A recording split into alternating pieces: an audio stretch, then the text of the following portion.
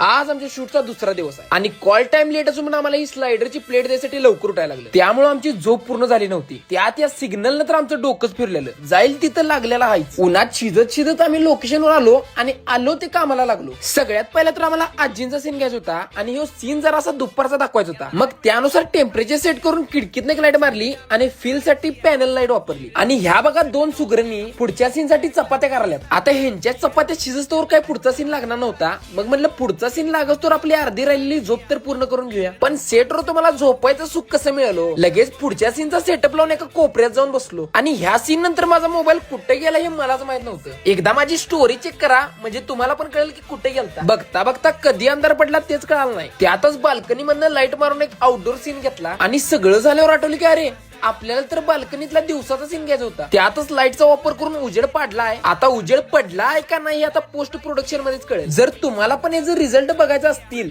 तर एक काम करा, तुमच्या भावाला फॉलो करून घ्या. शेवटी तर एवढा वैताग आलता की व्हिडिओ करायचं विसरलो. जेवण करून डायरेक्ट निघालो हॉस्टेलला. चला आता काय नाही, आता जाऊन फॅन लावून झोपणार.